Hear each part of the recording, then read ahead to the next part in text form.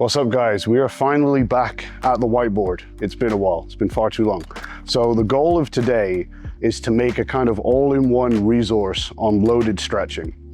And the reason that we've decided to do this is because this is a subject that keeps coming up with clients and coaches nonstop. It's probably the single most underutilized methods for keeping lifters healthy and mobile, which can also enhance their results and performance directly. To the point where now every training event we run here, whether it's train your ass off or whatever, we end up running a whole segment on loaded stretching because invariably people need to know more about it, how to execute it, and would benefit from putting it into their training. So very first off, let's look at what are we actually referring to when we say the term loaded stretching. Now, simply for us, this means going into a stretch position under load. Now, this doesn't necessarily mean that we have to have external load. A loaded stretch could be done with your body weight in like a dip or a push-up position, for example, but we have some reasonable external load that is basically pushing or forcing us into that stretch position. We're not just putting our arm on a doorway and kind of passively going into it. We have an external load that's trying to push us further into that stretch position throughout. Now, we can execute this in a couple of different ways, but in reality, everyone needs to be starting off here with what we would class as a regular loaded stretch. So let's go with something like a dumbbell bench press, because that's probably one that everyone needs to do because we're all like this all day. How would we perform that if we're doing a regular loaded stretch? Well, very simply, you're gonna go to that bottom position of your dumbbell bench press, keeping the elbows stacked under the wrist. You're then gonna treat it like an isometric row. So you're gonna actively pull the dumbbells further down and the elbows towards the floor. The goal is to relax the muscles that we want to stretch as much as possible. So we're using those opposing muscle groups to actively pull us and then also relax those target muscles at the same time. And we would basically hang out in that position for a set amount of time, which we'll talk about. And the goal would be by the end of this set, your upper back would probably feel like the most fried or worked part because it's been actively pulling down that whole time, okay?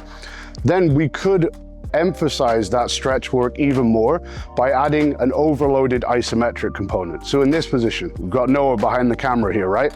If I'm doing that dumbbell bench press loaded stretch, Noah's gonna come over and for parts of that stretch, he's gonna put his hands on the dumbbells and he's gonna lightly press down. And my goal now is to resist his pressure. So now I'm going into this stretch position. I'm no longer just stretching. Now I'm teaching my muscles and my body, how do I actually resist and create force in this position?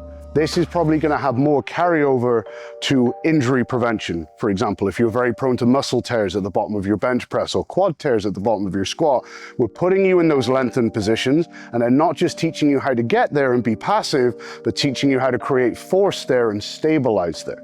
That would be done kind of intermittently. So I'd go on my own, Noah would come over, press down for 5-10 seconds. We'd go back and forth like that. And basically every time he releases that extra tension, I will probably also be able to get slightly further back into that stretch. Now, once we're good at those, if we wanted to, we could progress that even further into more of a ballistic manner. Now, this is going to be more relevant for like athletes or anyone who is a very explosive lifter and needs to get very good at using that stretch reflex at the bottom of a bench press or a squat, whatever it might be. To use that same example, now this time I'm at the bottom of my dumbbell bench press loaded stretch. Now Noah's going to come over and say for 10-second intervals, he's going to oscillate and press down. And my goal is to let my elbows drop, but also then let the stretch reflex drive them back up. So I'm being reflexive to the force that he's pushing down and oscillating in and out of that more stretched position. Obviously, this is quite an advanced method, which is why we would go through these steps first. But for those of you who are really explosive and want that extra pop out the bottom of your squat, or your athletes who are very explosive and need to emphasize the ability to use that stretch reflex, this is gonna be a great one for them. And then last but not least, we have extreme isos. That's a term that I stole from Christian Thibodeau. He's got a bunch of great material on it. Feel free to go check that out. It's very, very good. Extreme isos are a little bit different. These are not really being used with mobility in mind. These are more for hypertrophy in that here we are actively contracting the target muscle as hard as humanly possible in that bottom position. So here, we're passive to some degree. Here, we're passive until we have to resist that force. Here, we're passive until we get that stretch reflex. Whereas here, I'm going to the bottom of that dumbbell bench press, and my goal is not to progressively sink further down. My goal is to squeeze my pecs as hard as I can for that entire time period. So this one isn't going to lead to increased mobility because we're not progressively getting further into that range of motion, but this is going to be the most powerful hypertrophy stimulus out of all four. And the cool thing is about this method is not only do you have these 4 different variations, they can be used for different time periods depending on what your ultimate goal is, and they can be used for a whole variety of movements. They could be if you wanted to do it for your pecs, it could be a dip, it could be a push-up, it could be a dumbbell bench press. Hey, if you've got a bow bar, it could even be like a bow bar bench press. Whatever allows you to put the target muscle into a stretch position in a way that you feel you can control it and safely drop deeper into that stretch position. So for example, for someone who's not very stable, a front foot elevated split squat might not be a great shout if they wanted to do a loaded stretch for their quad, but a leg extension or a sissy squat where they're more supported might be a very good option for that person. However, for our athlete, maybe the front foot elevated split squat where they have to be able to drop lower and stay stable and balanced might be a better option for them. So that's a very quick intro. What we're going to go over now is why on earth would we want to spend time stretching rather than trying to get more jacked? Okay, so now we have a good idea about what loaded stretching actually looks like. And we have an idea for the different variations that we can use depending on how experienced with it we are or what our goals are. So now let's look at why would we spend our precious training time and our training money on loaded stretching rather than any other method, rather than doing more strength work or more hypertrophy, or even just doing more traditional stretching. Okay, so let's have a look at what can we glean from these loaded stretching methods that we've talked about. Well, first off, the obvious one is going to be mobility, especially when we're using like the regular method and we're doing it for extended periods of time, which again, we'll get into later. The longer we're spending in that stretch position, actively lengthening and relaxing those target muscles, we are going to be spending more and more time in the lengthened position, but also getting further into that stretch position, which is going to leave us more mobile than when we started. Now, these are going to be more effective for mobility than traditional static stretches as well, because we have the external load helping us. And as we kind of talked about with like the dumbbell bench press, we're not really just hanging out at the bottom, we're actively pulling down into that position. So we don't just have gravity in the external load, we have the force of our back muscles actively pulling us into that stretch position. So in 2 or 3 minutes, we can get some pretty significant increases in range of motion in whatever muscle group or joint we're choosing to stretch.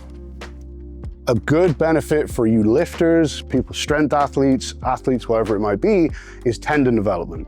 Typically speaking, the muscular system gets overdeveloped with the type of training that we do. The tendons develop much slower, and the stronger, more muscular we get, the more risk of tendon-related injuries that we have. So, spending a very long period of time in a stretch position under load is a fantastic stimulus for strengthening your tendons. And it's going to be a lot less, so we say, costly than strengthening your tendons the other way, which is going to be like super maximal partial range of motion lifts. We can spend 2 or 3 minutes at the bottom of a front foot elevated split squat and get some very good tendon development, similar to what we would get from doing, say, 105% of our 1 rep max for an AMRAP from a pin that's like halfway down or a third of the way down. The former is going to be much easier to fit into your current training plan than the latter. So it can be a low-cost way of getting tendon development, which for most of us is going to be way more important the more high-performing you get. We also get hypertrophy. If we're spending 2 or 3 minutes in that stretch position, that's 2 or 3 minutes of time under tension in a stretch position. Now, we don't want to go into the debate of, is time in a stretch position more or less hypertrophy than in the contracted position? Doesn't matter. What we do know is that time in that position does cause hypertrophy. So this can be a way of adding an extra hypertrophy stimulus to your training that, again, doesn't have a huge recovery cost. Again, if you're an athlete or a strength athlete, you don't have time to do a whole bunch of pump work or bodybuilding work or isolation work. This can be a way of getting many benefits at once that allow you to be more productive with your training. As we've already mentioned, they have a pretty low recovery cost. So these can actually be done multiple days per week. They can be done at the start of your workout, at the end, which we'll talk about, and you're not going to get sore. You're not going to see huge drops in performance or anything like that. So it can be a way of getting all these desired stimuli without ramping up the recovery cost of your program. So you don't have to start taking out a lot of the work that's already in there because they're not going to drain you too badly. The one exception to that would be probably the extreme isometrics that we mentioned in video 1, where you're actively contracting that muscle as hard as you can. They can be more fatiguing at first because they're very, very uncomfortable. But once you've done a couple of sessions of them, the soreness will go away and the mental fatigue will go away. You'll get used to it. But they are the most draining of the 4 methods that we mentioned. So that's worth bringing up. However, that does come with a benefit in that when we spend a lot of time under discomfort, we accumulate something that's called central fatigue. Now, this is a whole seminar in itself, so I won't go into it, but main types of fatigue are central and peripheral. Peripheral happens during a set and is good. Central builds up from anything. The amount of walking you do, any form of physical activity will cause central fatigue. The problem with central fatigue is that you can't feel it. You'll just go in the gym, you'll feel fine, and your performance will be down. But maybe it's because you've done an extra 5,000 or 6,000 steps the last 3 days in a row, whatever it might be. Now, we can create a stronger tolerance to central fatigue in the same way that, your 5 sets of squat used to leave your legs crippled for 3 days. Now it doesn't. We can create that same adaptation with central fatigue, and the quickest way to get that adaptation is to spend longer periods of time, should we say, in discomfort. And loaded stretches do tick that box. The extreme isometrics are the most uncomfortable, but none of them are particularly comfortable because at the end of the day, being in a stretch position is uncomfortable. So it can very, very quickly increase your tolerance to central fatigue, which means over time, you can handle more physical activity, whether that's training, whether it's running or hiking, whatever it might be, but that is very useful in of itself. It can be a really, really good movement prep or warm-up, right? Let's say you go into squat, and right now you do some light banded leg curls, you do some quad stretches, some glute stretches, whatever it might be. Maybe it takes you 15 or 20 minutes, okay? We could potentially do, say, 2 loaded stretches. Maybe we do like a sissy squat or a front foot elevated split squat for your quads, and then maybe like a folded split squat or for your glutes, or maybe a Jefferson curl for your hamstrings. And in 4 to 6 minutes, you can probably be ready to get under the bar. And we see this happen all the time. We take people's routine warm-ups that take them anywhere between 10 and 20 minutes, and they get replaced with 1 or 2 loaded stretches, which when performed well, put them in pretty much the same position. So they can just get right under the bar and start going. So not only now is their warm-up time less, but they've also gained all these additional benefits that maybe they weren't getting from the little band drills or the activation exercises, or whatever it might be, that they were doing prior to that. And last but certainly not least, we create stability in those stretch positions, which is where most injuries are going to happen, right? We go down into a position where the muscle is lengthened, stability goes down, even though mechanical stress goes up. That disparity makes it considerably more likely that we're going to get a muscle tear or a tendon injury or whatever it might be. If we're going to the bottom position and spending extended periods of time there, we simply learn how to create stability in that position. So over time, it makes us more resilient as well. Now, one benefit that I didn't write up on here, which is kind of a bit more nuanced, is that it also helps us get rid of internal tension. So what I mean by that is, like, if you do nothing but lifting work, which is fine, but you end up carrying a lot of internal tension in a muscle. So like your bicep is tighter than someone who maybe has never trained their biceps ever. And that's fine, but the problem is over time, that muscle tightness can inhibit your movement. Not just in terms of your range of motion, but how powerfully you can move. So think of it this way. If, say, you've ever done any boxing or martial arts or whatever, try and throw a punch or maybe throw a baseball with a really tight bicep. Like go in the gym, train your arms for like 2 hours the day before, get them really sore and tight, and then try to throw a baseball. That really tight bicep is inhibiting how quickly you can extend that arm. So even though your tricep is producing the same amount of force, in terms of output, the bicep is resisting it and taking away how much of that is actually realized as the arm extends. Now, for most of us who are primarily lifting, we build up a lot of this internal tension, and we're kind of fighting ourselves during a lot of our lifts without really even knowing. So doing more of this type of work, I'm not saying you need to turn into like a yogi master and do nothing but stretching, but doing a lot of this type of work can get rid of a lot of that residual internal tension and mean that you actually perform better. Over time, your movement, especially on the eccentric phases where muscles are trying to lengthen, will get considerably smoother. You'll be able to move more quickly and more freely, which can make you more explosive, more powerful, and move stronger or heavier loads. So there really is a whole plethora of benefits here that we can gain in really quite a short period of time, which is one of the main reasons why this ends up being such a useful modality for a lot of lifters. So what we'll look at next is, when should you look at implementing this into your current training program? Okay, so we're gonna go ahead and assume that you're now pretty convinced that loaded stretching needs to be in your training program. So the question becomes now, when should I do it, right? The reality of this is the best answer for you is gonna be the time that you actually do it. Now, for example, we can do it first thing in your session, right? Before you do any lifting. We can do it at the end of the session. But you need to be realistic and ask yourself, if there are 2 loaded stretches at the end of your training program, say after your brutal leg day, are you actually gonna do them? Or is it gonna be kind of like what people do with ab training, where you either do it and half-ass it, or you just skip it entirely? So, first off, the most important answer to the question is, do them whenever you will actually commit to doing them properly. Assuming that you're gonna do them, let's look at the positives and negatives of doing them at different times. Now, doing them first thing in your session, personally, I find is probably the best way to guarantee that people will actually do it, because they got to do it to get to the fun stuff that they want to do that comes after it. So first off, that's important. But doing it first in your session is going to be more important if you currently have mobility restrictions that are affecting the movements that come afterwards. Say you're struggling to hit depth on your squat, or your pecs are feeling really tight at the bottom of your bench press, or your hamstrings are at the bottom of your deadlift, whatever it might be. Well then, doing your loaded stretch first, loosening off those muscles and lengthening them, is going to allow you to have better positioning and better execution of the lifts that come afterwards. Will there be some residual fatigue? Yes, although that will get diminished very quickly within a couple of weeks of doing this. But that trade-off is probably going to be worth it, because the drop in performance you might experience from that residual fatigue is going to be outweighed by the gain you're going to get by having better positioning, better control, better stability, or even just being less worried about tearing something up at the bottom of that lift. So if you have mobility restrictions that you feel are impeding your performance in whatever lift you're doing, this is where I would put that.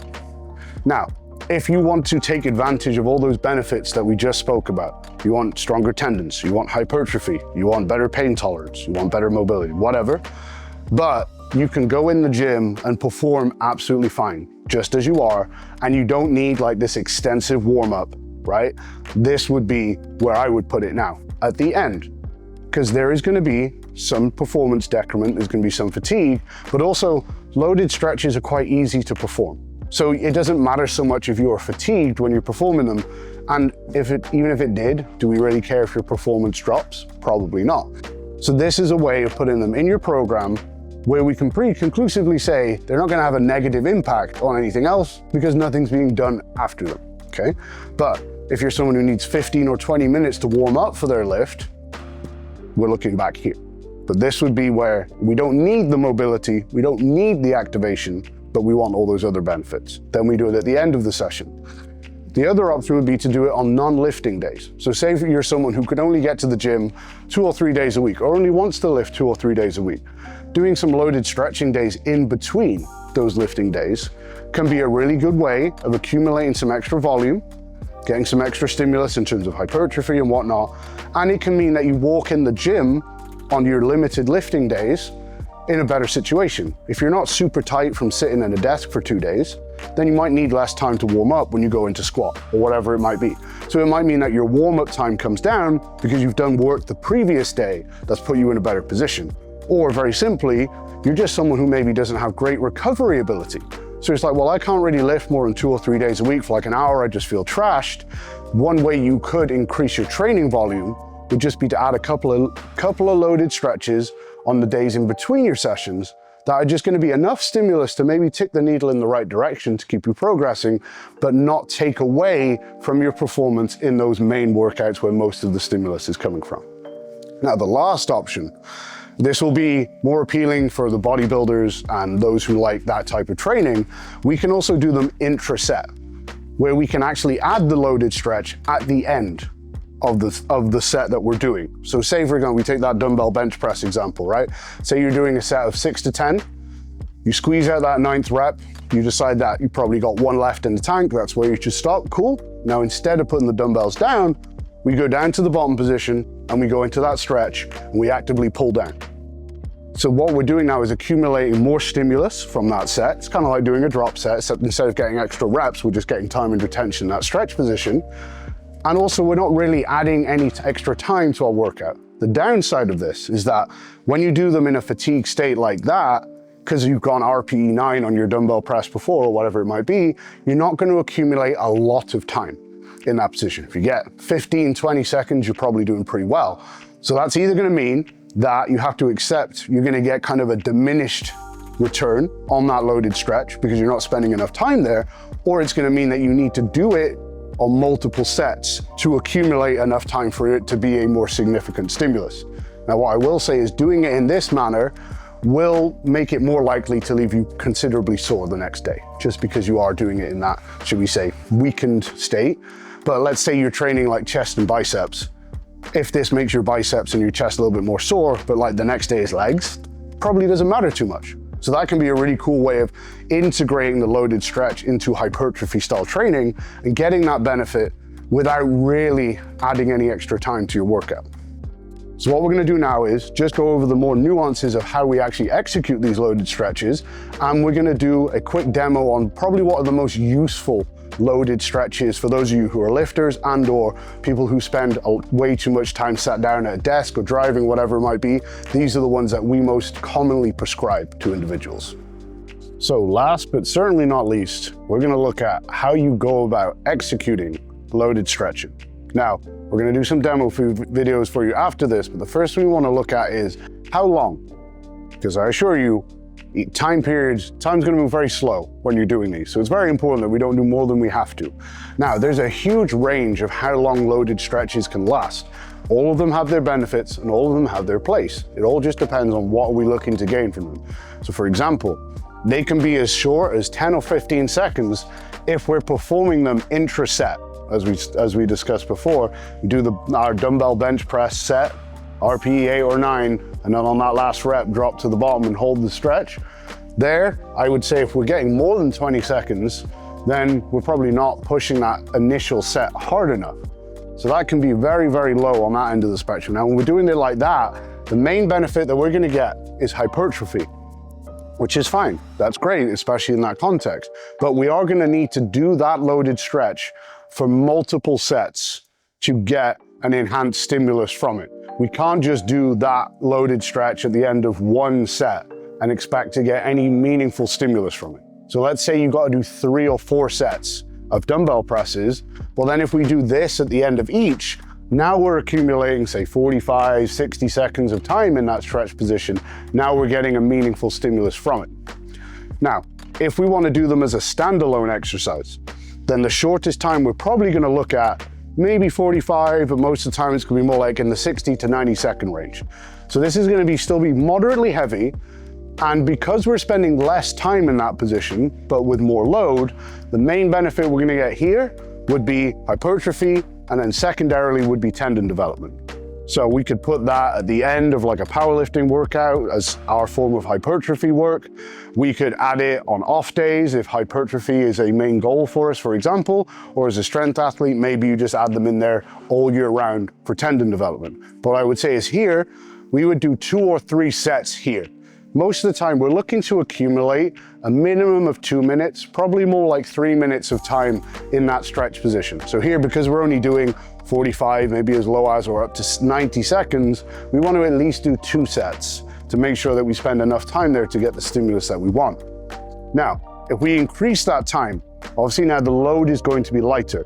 So let's say now we're going 2 or 3 minutes in that stretch position, which probably works better at the beginning of your workout or at the very end, because it's going to be more fatiguing, what we're getting here is a good blend of hypertrophy, tendon development, and mobility. So there's going to be enough load there that we're still going to get these benefits for hypertrophy and tendon development, but now we're spending enough time in that stretch position in one go that we're going to see that pretty big increase in range of motion as that time goes on. The first minute here, we're going to get some increase in range of motion, but that would continue if we weren't hitting failure because the weight's too heavy. So by the time we up this to 2 or 3 minutes, what we'll see is 2, maybe 2.5 minutes into this set, we're still progressively getting further into that stretch. So that's why here, mobility comes into the picture as a benefit considerably more, whereas prior to this, it's been very much a tertiary or almost non-existent benefit. And then at the very extreme end of the spectrum, we could perform them for 4 or 5 minutes unbroken. Now, if we're doing this as a traditional loaded stretch, so remember the target muscle is passive and we're actively pulling into the stretch. Now, obviously the loads are going to be very, very low, but we're going to spend a lot of time in that stretch position, and the tendons are going to spend a lot of time stretched in that position also. So mobility is going to be the primary benefit there. Tendon development, secondary, purely because now the load is probably going to be so low that there's less tension going through them, so it's not going to be quite as good. For tendon development, we'd probably be here if we wanted to make that the primary benefit, whereas here we're biasing more towards mobility. And now with all of these, because we're doing 2 or 3 minutes or more per set, we'd only have to do 1. Now, the exception to that is over here. If we're doing extreme isometrics, which in this scenario we're using as a term to refer to a loaded stretch where we're actively contracting the target muscle. If you're interested in this methodology, go look up Jay Schroeder. He has a lot of material on this and he uses them extensively with his athletes. I believe, I'm not sure if it's still his rule, but I think at one point he wouldn't let any of his athletes bench press until they could do up a push-up extreme iso for like 5 or 6 minutes unbroken. So go to the bottom of a push-up and then contract hard as you can. You can't do that for like 5 minutes unbroken. I believe he wouldn't let his athletes even bench the bar. It's pretty hard. Go give that a go. Now, if we are doing those extreme style isos, we are going to be doing anywhere between 2 and 5 minutes, could even be longer. But then we would be doing multiple sets, because now the goal is to maximize hypertrophy and stability in that position. And because we're actively contracting the whole time rather than stretching, we don't end up bottoming out our range of motion because we stay still the whole time. 3 minutes in, we're probably not going to get any further. So in terms of mobility, maybe we bottomed out. 4 or 5 minutes, we're definitely not getting any further. We're just accumulating more time in that stretch position. But here, even if we're on our 4th set, we might have maxed out our mobility if we're doing a traditional loaded stretch, but here our goal is hold position and create muscle tension. So these could be done for multiple sets. What I would say is if you're using these as like a standalone training methodology, I would be shooting for 6 to 10 minutes per exercise. So if you're doing sets of 3 minutes, you're going to do 3. If you're doing sets of 5 minutes, you're going to do 2. But that would be a good ballpark figure to aim for when you're using these extreme isos as a training method on their own, which I would highly recommend not mixing them with other methods at the start because they are more taxing. So what we're going to do now is go through various loaded stretches and also illustrate what the different methodologies kind of look like so you guys can put them into your training program and execute them well. Okay, so first loaded stretch demo. We've mentioned the dumbbell bench press loaded stretch a whole bunch of times. It has the word bench press in it, so it would be rude not to do that one first. So this is going to be a great stretch to obviously do before any pressing work, but for anyone who spends a lot of time on a keyboard or driving or whatever, and we're in this kyphotic position, tight pecs, tight front delts, this is going to be one that you probably need to do very regularly. Since it's an easy version to demonstrate this principle on, we're going to show you how to do the dumbbell bench press loaded stretch in the more progressed or advanced variation, which would be that isometric or manual overloaded version. So what's going to happen here is Naomi's going to go down into that stretch position and we're going to alternate between her just doing the stretch and then me providing extra resistance. So say she was doing a set of a minute. I would let her go down to the bottom position and spend about 10 seconds there actively pulling down. 7, 6, 5. Then once 10 seconds are up, I'm going to put my hands on hers and with about a 2 out of 10, I'm going to push down and she has to resist. So right now she is not trying to push up, she's providing just enough resistance that I don't push her down. Then once that's been done for 10 seconds, I release and she drops lower. It's basically a PNF stretch. She would then spend another 10 seconds in that position. And then I would go back for a second time and resist, and we would spend another 10 seconds resisting. See, she's considerably weaker in this position now because she's dropped so much lower down. Once those 10 seconds are up, relax.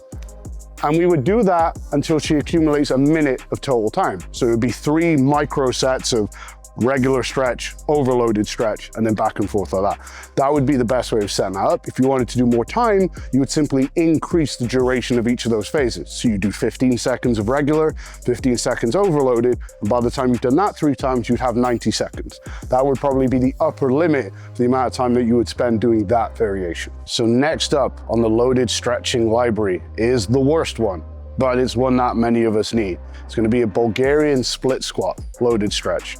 And the reason we're going to do this one is primarily for hip flexors. So if you're someone who's benching, for example, and struggles to get set up well because you feel a pull down through the front of your pelvis and your hips, you have tight hip flexors. If you're struggling with being in anterior pelvic tilt at all times, say during your squat or your deadlift, you probably have tight hip flexors. So this is another one that, almost as a blanket statement, probably everyone needs to do. So Naomi is going to set up here on the bench. You are not going to need any external load for this one, most likely, even if you're doing it for shorter time periods.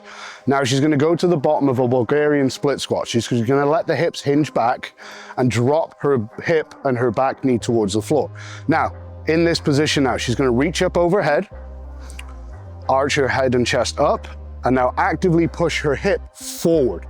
So right now, what we're trying to do is lengthen and stretch from the knee up through to the rib here. We're trying to lengthen this as far as we can. So she's trying to squeeze her glute and her pelvis underneath her while simultaneously reaching up to the sky. Remember, the main goal here is the hip flexor. Yes, we're going to stretch a couple of other things too, but that's the main goal. Now this would be done usually with assistance, because right now she's going to be pretty much done or very close to done. So even if you're doing shorter time periods, this would be the cap. Now you can come out of that. Now, when we're doing unilateral loaded stretching, we're generally going to reduce the amount of time that we do because the overall load is going to be higher. Like doing her body weight there for Bulgarian is very, very difficult, especially compared to using, like, say, a 20-pound dumbbell on a dumbbell bench press loaded stretch. So because the intensity almost has to be higher, we're going to bring that time down. So rather than, say, aiming for 3 minutes of total time, if we're doing a bilateral movement, here we'd only be aiming for 2 minutes of total time, which could be 2 sets of 1 minute, 1 set of 2 minutes, whatever it might be. But that would be how we would program that to take into account how much more difficult, not just in terms of load, but also stability, these movements are. Okay, so next up on the hit list is the incline dumbbell shrug. Now, most of us have tight neck, tight traps. So this is another one that probably all of us can pretty safely assume that we need to do. Now we have the benefit here of having a great implement for this, but this can be done on any incline bench or even a flat bench that you prop up. You just want to make sure that when you're setting it up, that you can get a full range of motion so that your arms are straight and your shoulders can protract and come forward without the dumbbells or whatever it is that you're using hitting the floor. So some people might be able to get away with like a 15-degree incline because they've got shorter arms, great. But some of the individuals might need 30, maybe even 45 if they've got very long wingspans and they end up hitting the floor before we've gotten the range of motion that we want. So Naomi's gonna set up for us now. And what she's gonna do is purposefully round over the pad. So she's gonna try and lengthen and round out the thoracic spine, and she's gonna let the head drop. When from the crown of the head down to the bottom of the thoracic spine, imagine trying to round and lengthen that as much as possible. Then she's gonna lock her arms and actively push the dumbbells towards the floor. So this is like an isometric press. The harder she can press through the pecs and the front delts, the more she's gonna lengthen out through here. Now we can tweak this a little bit too. If we want to bias the upper back a little bit more, up in the traps and the rhomboids and rear delts, we can do this pronated grip, or even go this way and rotate internally and get the shoulders to come up and stretch forward and down more. However, if we wanted to target kind of mid and lower traps a little bit more, we could go back to a more neutral grip, and then we'd be able to lengthen out a little bit more here. You should play around with it and see which grip allows you to get the stretch in the area that you feel needs releasing the most. Now, what I would say it's best, as you can see here, Naomi's literally just cupping the dumbbell. You could use straps if you want, but there's no need to grip these hard, because if you start tensing hard in your grip, all of this up here is going to create tension and stop this from lengthening out as it should. So make sure that you're just cupping them or using straps so you can really relax down into that stretch. Okay, next up is the Jefferson curl loaded stretch. Now, just to be clear, because Jefferson curls get a really bad rap, and there's some verity to that. We're not talking about doing Jefferson curls as a loaded movement for reps or anything like that. We're about doing the Jefferson curl as a loaded stretch, where we go to the bottom position in the stretch, and then we're actually going to put the weight down and squat out of that, should we say, precarious position. So just the caveat there before you see the term Jefferson curl and freak out. This is going to be a great stretch for your hamstrings, decompressing your lower back, and then we're going to come out of it in a way that is going to be safe for the spine. So what we're going to do is stand on an elevated surface. Now, the reason we're doing that is because we should all strive to get to the point where we're mobile enough that if we had dumbbells or a kettlebell in our hands, they would end up hitting the floor if we were just stood on the floor. So Naomi stood on the belt squat here, could be a little block, could be a bench, doesn't really matter what that is. So she's gonna start standing tall, head up, shoulders wide. The knees are not gonna be locked, but they're gonna be just the tiniest bit away from locked. Imagine you were setting up to do a stiff leg deadlift, because that's basically what this movement is. So locked, but not locked. From there then, she's gonna round forward, basically vertebra by vertebra. So just slowly rounding from the lumbar spine all the way up to the point where even her cervical spine and head is relaxed and her head is hanging. So the thing that we're all gonna do wrong here is we're gonna feel this big stretch on our hamstrings and we're gonna bend our knee to try and take the pressure off. So we want a backward shin angle here, just like we would see on a stiff leg deadlift. Naomi, if you bend your knees for me, see how now her shin is kind of more vertical? That's taken tension off here straight away. So if you have a forward shin angle or vertical shin, you've made life easy for yourself and you're not getting out of it what you want. So actively think, push your toes down, push through your quads and your knees, keep that backward shin angle, and then every time she breathes out, she's gonna try and let that load stretch her further down. Now to come out of it, what we're gonna do is, we're gonna drop the hips down and then squat up out of that position. So we're not unraveling the spine under that extra load, we're squatting down and using our legs to come out of that position. So that would be how we would execute that. It could be done with a dumbbell, it could be done with a kettlebell as Naomi's done there. Just make sure that you're not running out of room during the stretch, because trust me, over 2 or 3 minutes, you're gonna get quite a bit lower than you think. So make sure you leave enough wiggle room to allow for that. Okay, so next up is the reverse Nordic loaded stretch. Now there's a couple of different exercises that we can use to stretch the quads. The reason we're doing this one is A, it's gonna be approachable for everyone. You don't really need any equipment to do it. And B, the reverse Nordic has the benefit of stretching rec fem, which say the front foot elevated split squat does not. So rec fem is part of your quad muscle that doesn't really get lengthened or targeted by bilateral movements. So those of you who are doing your split squats, lunges, hack squats, etc., we're not generally targeting that muscle and it can become weak and chronically tight. So this is a really good way of not only strengthening and lengthening the whole quad, but also targeting rec fem specifically. So for this one, most people are gonna need some band assistance. Luckily, you know where to get those from. So Naomi has set up a band here on the monolift, and she's gonna have something on the floor to make it a bit more comfortable on her knees. Now the main thing that we get wrong when we do reverse Nordics is we end up in this extended posture, right? If you're in anterior pelvic tilt here, so your butt tilted back, you're not gonna lengthen rec fem the way that we want. So we wanna make sure that the pelvis is tilted under a neutral, and basically we wanna create full hip extension. Think about your body being a long straight line from your kneecap all the way up to the top of your head. And then we want that long straight line to move as one.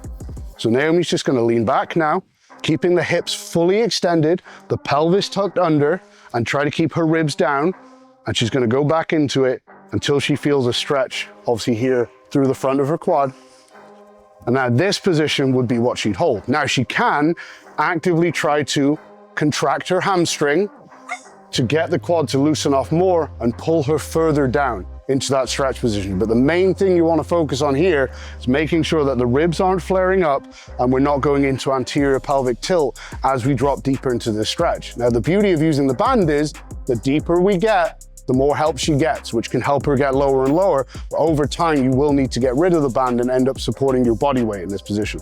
This is a great one for people who suffer from chronic hip or knee pain with their squats and their deadlifts. These last loaded stretches I'm going to go over now are for all of you who have internally rotated shoulders, which is everyone, pretty much, okay? Simple test for you. Put your arms up over your head, and then just completely relax your arms. Let them fall down. Look at where your thumbs are pointing. All of you are going to be here to some degree. No one is going to be here, which is where we want to be, which means our shoulders are internally rotated if the thumbs are pointing towards each other.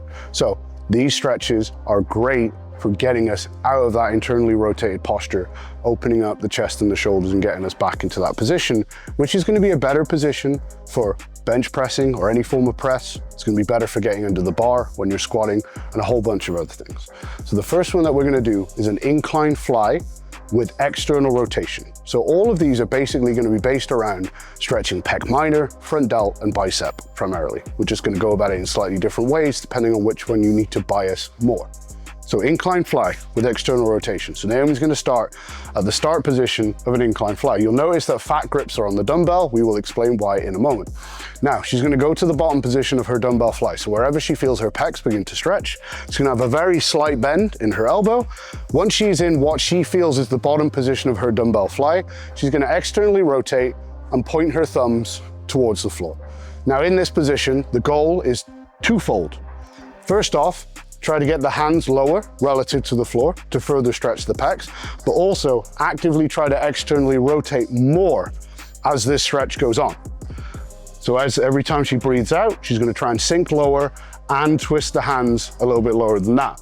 Come back out of that. Now, the reason that we have fat grips on the dumbbells is because if you're gripping a thin dumbbell handle, you're actually going to end up getting limited by your forearm flexors and how far you can twist the hand this way. So having an open or a thumbless grip or something like a fat grip on the dumbbell will allow you to rotate into that stretch more and not be limited by that grip or clenched position. Now, another very good one. Let's bias the biceps more. Naomi's going to perform an incline curl. So start at the top for me. So she's going to lower the dumbbells down like an incline curl until her arms are straight. And then what we're going to do from this position again is twofold. We're going to externally rotate hard as we can. And now she's actively going to try and push the hand back behind her head. So notice how before in the dumbbell fly, we were trying to be out wide away from the body. Now we're trying to keep the upper arm close to the body and get the hand moving back behind her head and rotating out this way. Now, this would be for her biceps. She's also going to get some front delt and chest here too. Now, what we could do in this position is now if we rotate, go to a pronated grip for me. Here, right? Pronate the hand. So now we're twisting the other way. Now push back behind you. Basically, we're at the bottom of a dumbbell incline front raise. And now in this position with a pronated grip pushing back, now we're targeting front delt primarily. So we can do the same exercise or bias it slightly different just based on the grip that we use there. And you can come out of that. Now, if you wanted to progress these, you would simply lower the incline. Because if you think about it, if we were very, very upright here, then the arm wouldn't be getting that far back relative to the shoulder and the head. As we bring that incline down, the arm can get progressively further back to the point where if this was flat, that incline curl would become what's called a Maltese stretch, which is a fantastic stretch, especially for your biceps, but most of us aren't going to be in a position to do that well. So what we do is over time, as these positions get more and more comfortable and we want to gain more range of motion, we would drop this down to like a 15-degree incline. And for most people, they're not going to need any more than that at all. So that is our how-to video on loaded stretching. We hope that you found it useful. If you're interested in having stronger tendons, better mobility, or just getting jacked, loaded stretching can play a really crucial role in your training program and can have a lot of long-term benefits that a lot of us lifters need. So go ahead and try implementing it into your training program. Don't forget to check out elitefts.com for all your training needs.